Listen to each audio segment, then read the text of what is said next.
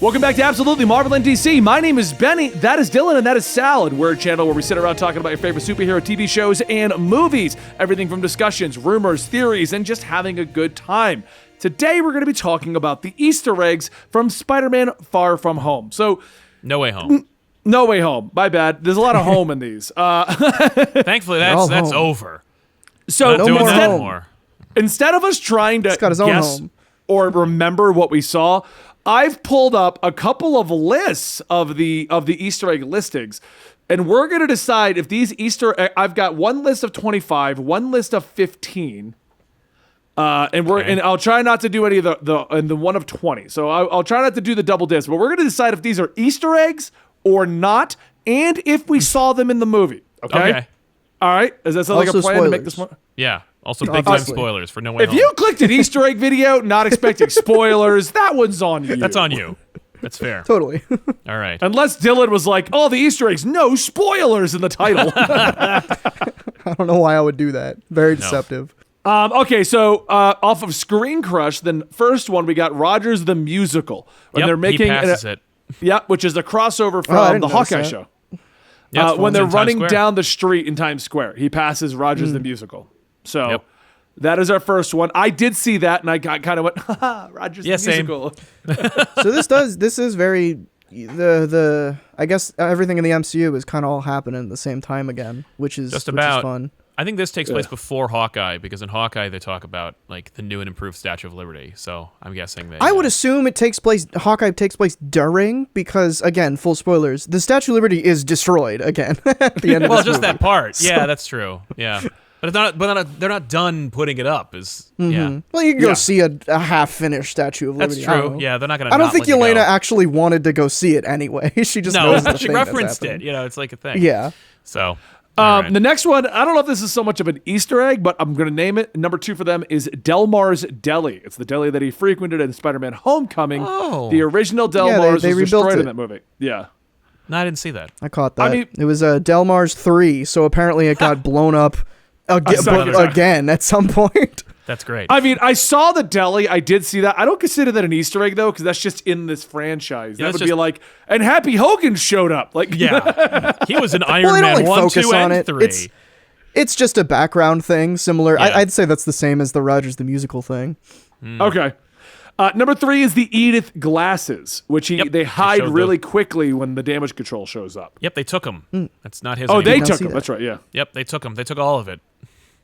More of the getting rid of things. Yep. Number 4 is Into the Favreauverse. That's what they named it. It's the Daredevil. I'll say that's an Easter egg, because he didn't say, by the way, I'm Daredevil. Right. He just shows up. It's clearly Matt Murdock. Well, and you got to see Jon Favreau, who played Foggy Nelson in the Ben Affleck Daredevil movie, interacting with Matt Murdock. Yeah. So that's fair.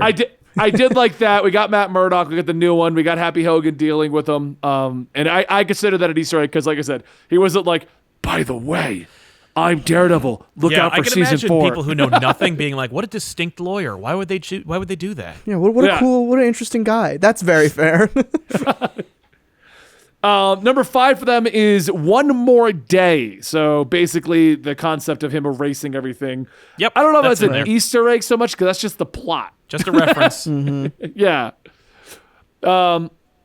Apparently, number 6 is Doctor Strange Columbia alum. Yeah, alum. Yeah. That's the word. He's wearing a sweatshirt from his school. Oh, that's fun. He basically nice. The school spirit repeatedly in No Way Home, so he's wearing that one. I didn't even realize like what sweatshirt he was wearing under his blue coat with the cape still. Yeah, me either. The Go Get 'Em Tiger was apparently used by Betty Brant in the news article. I did catch that. Yep, she said that. So that one I did catch. Ditko. There is Ditko. Oh, I didn't even catch this. When they're on the roof, Ditko is in graffiti on the roof. Oh, that's cool. I did not catch that.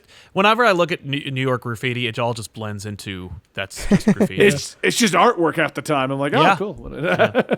That's bubble letters. That's a real Easter egg. That's true. That is a real one. Yeah. Wow. Dr. Octopus's a dialogue. He repeatedly says the power of the sun in the palm of my hand. He does. It's cute. I think he says it like 2 or 3 times. At least 2. Yeah. And he yells, Jordy Shaw's talking to the appendages. He yells, "Listen to me," a call back to what he said at the end of Spider-Man 2 when he finally realized his arms have been controlling him and not the other way around. Yep. Feast. I don't think Feast is in the comics, is it? Yes, it is. No, it is. Yeah, okay. Yeah, it is. Yeah. Because they're showing Totally the video game scene here. I'm like, wait, is it only Feast the video game? It plays prominently in the video game too, and it's probably played by more people than read the comics. That's true. But yeah. But no, I did like Feast being in this one. I don't think it's really been referenced or brought anywhere. It was mentioned, I think, that she was starting Feast. That's like Pepper Potts writes a check, and I guess that's the last check you'll ever get from the Potts family. It's the whole scene where Iron Spider is like, "Hello, I'm a Spider-Man," and Aunt May's up there. That's part of Feast. That's all Feast. Oh, that's right. Yep. Yeah. Number 11 is What If Spider-Man Had Doctor Strange's cape? We did get that scene where it actually was on him. I liked a couple times, which is fun. Yeah. They missed one. That there's if this is in linear order, there was a license plate. The license plate of which they do this all the time in these movies. The license plate of the MIT lady was, I think, 634 ASM, which apparently is an issue of Grim Hunt, which is a weird. If it was 634, that's what I'm looking at. It's an issue of Grim Hunt, which I don't know why they would reference that. It's weird. Yeah. The number, I maybe got the number wrong, but there was definitely an issue of Amazing Spider-Man being referenced there. Okay, so May and Otto briefly share a tender conversation. They're claiming that this is a Easter egg to the fact that they got married. To them being engaged. No, but all right. It's cute to see them interact. I thought there might have been something there, and it was because I did too. I was like, oh, don't tell me that's the new boyfriend. That's why Happy Hogan and her broke up. Oh, no. That was amazing. All kinds of callbacks to Spider-Man and Amazing Spider-Man. I mean, those are technically Easter eggs, but at the same time, Sure. They didn't even bother listing them. Nope. I mean, yeah, Toby calling Andrew amazing repeatedly. There's one. No, you're amazing. Thanks. I needed to hear that. There's a lot of lines of dialogue that is very clearly, obvious references back to their movies. Yep. Yep. So what is it with Spider-Man's girlfriend falling from a great height? I would say that's more of a callback to Andrew Garfield's movie. Yeah. Just to kind of it's thematically relevant to his change in this movie. Yeah. Not an Easter egg. He needed that. That was the point. It's like at the end of Spider-Man 3 when he fights Venom. That's a callback to when he fought Venom in the comic books. The last one here is the back problems, which is actually supposed to be, everyone assumes it's a reference to, at the end of Spider-Man 1, notoriously, Tobey Maguire said his back hurt from the production, and he was going to leave Spider-Man unless they increased his check or something. It was a play for more money. Sony said, we could replace you, and he came back. Yeah. So the assumption is that is a play on that. Yeah. Yeah, the back thing he also in canon hurts his back in Spider-Man 2 and calls it out, which is another which is his own reference to that as well. Yeah. Right. So that's the list off of that one. I would say some of those are Easter eggs because I've noticed a lot of these websites are just trying to beef it up to put more ads in there. 15 100%. Or 10. Yeah, they can't have 4. If I do the Easter egg videos for the Disney Plus shows every week, and if I can't find enough myself, I'll go to those listicles, and 9 times out of 10 it's just like, oh, this character shows up. It's like, that's not... Echo was in the Hawkeye show, and she was a character in the Marvel comics. Yeah. Right. You're kidding me. Okay. Thank you. Thanks. You don't understand. I play video games. I don't actually read comic books. So that's really an Easter egg for me. Okay, so now we go over to Games Radar. They've got their first Easter egg, and I didn't realize this one, Dummy. The robot in Happy's apartment is one of the 2 robots. That's where he ended up. I love that. Yeah, it was really sad. I thought he was going to do something in this movie, and he's just there. I'm like, all right. It's just a prop. I don't know why Happy has him. What do you think Happy does with that robot? He hands him beers. It takes the sleep apnea machines off when he's waking up. That explains what it is, though, because I saw the robot, and I'm like, that's just such an odd placement for this weird robot. Okay. Yeah. They're saying damage control is an Easter egg. Not really. There you have it. Yeah. Green Goblin appears in this movie. This one I'd say is an Easter egg, though. Howard Stark in the Midtown High mural. Yep, I didn't even he was see there in that. Homecoming. Was it? Okay. Yep. It's the Midtown High of Sciences or something like that. So it's all these prominent science figures, and so Howard Stark is up there along with Einstein and stuff. Okay. Interesting. We got confirmation that Nick Fury is still off world. Yep. Yep. Well, he was because it's only a day after Far From Home. So yeah. Right. And for a year. They said he's been off world for a year, which is I don't the timeline. Also, they did specifically, again, spoilers, on Aunt May's grave, they specifically obscured the second part of the year, which hurts me because they know what year it is. It's like 2024 or something. No, but Sony doesn't. Remember like that's the so opening true of in Homecoming and how they have no idea what year it's supposed to be? Yeah. It says 8 years instead of 5 years like it should have. Like, yep.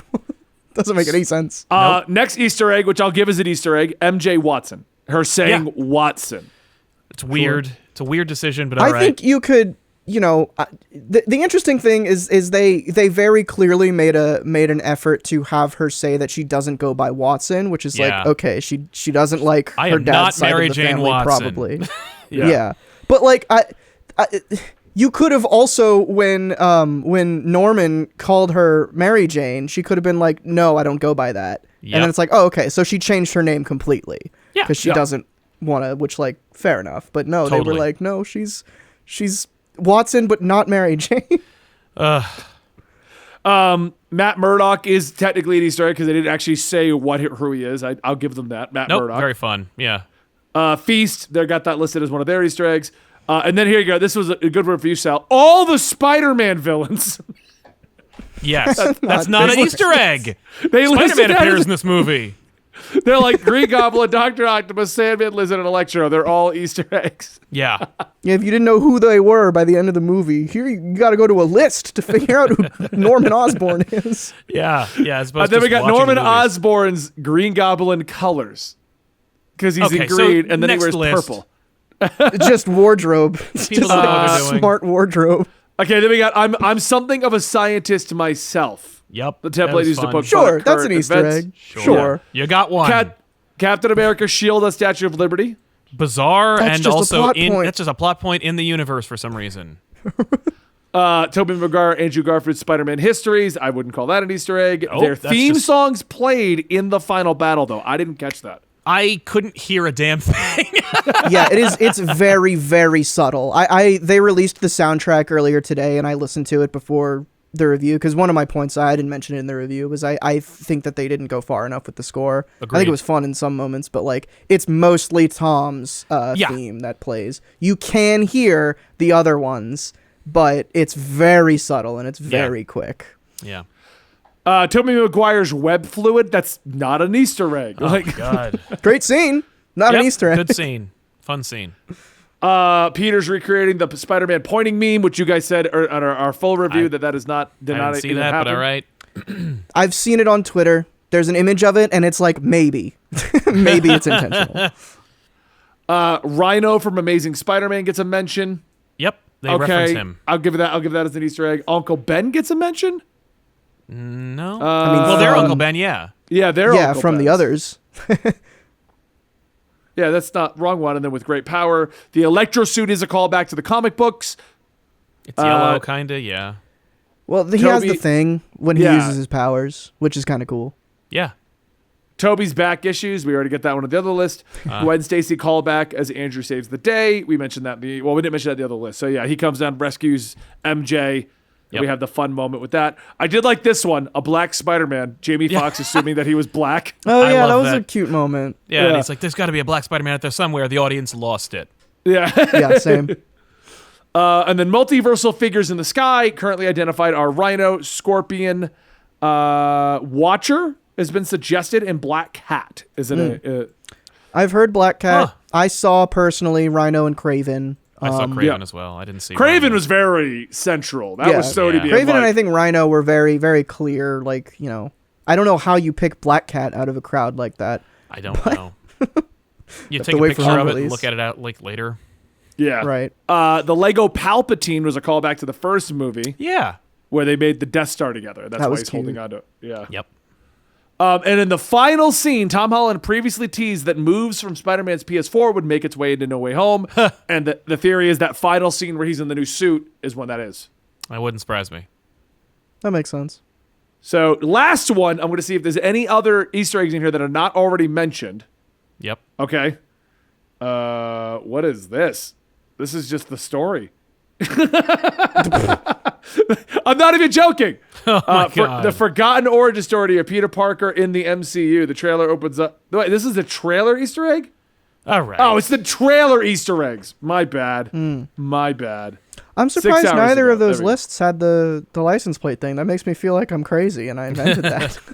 But I'm pretty sure it was in there. Maybe you did. Yeah. There is a Stingray nod. This is from Telltale's Online. Stingray nod in the montage of costume ideas.